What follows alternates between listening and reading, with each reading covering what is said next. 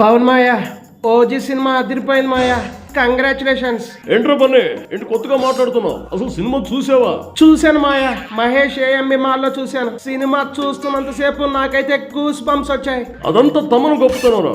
Background music అయితే అదరగొట్టాడు. నిజమే మాయ, ప్రతి సీను హైలైట్ లో అనిపించింది. ఎలివేషన్ సీన్స్ అదిరిపోయాయి. ఈ మధ్య కాలంలో ఇంత గొప్ప బ్యాక్గ్రౌండ్ మ్యూజిక్ రాలేదని చెప్పాలి మాయ. అది సరే గాని ఏంటి మధ్య నీలో ఈ మార్పు?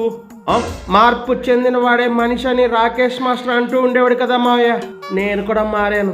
నేను పుష్పరాజుని, తగ్గేదేలే, రప్ప రప్ప అంటూ డైలాగులు ఈ మధ్య కాలంలో తెగ కొడుతున్నావు కదా. బుద్ధొచ్చింది బాబాయ్, ఒక్క హిట్ చూసుకుని విర్రవీగాను.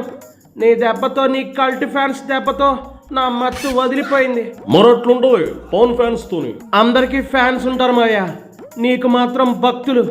బాబోయ్, ఆ అరుపులు కేకలు థియేటర్ దద్దరిల్లిపోయింది. మన క్యారెక్టర్ కరెక్ట్ గా ఉంటే సినిమా హిట్ ఫ్లాప్ తో సంబంధం లేకుండా అభిమానులు ఎప్పుడు మనతోనే ఉంటారు.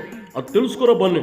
నిజమే కళ్యాణ్ మాయ, కొన్ని సంవత్సరాల నుండి మీకు హిట్ లేకపోయినా అభిమానులు మాత్రం మీతోనే ఉన్నారు. ఆ విషయంలో మీరు గ్రేట్ మావయ్య.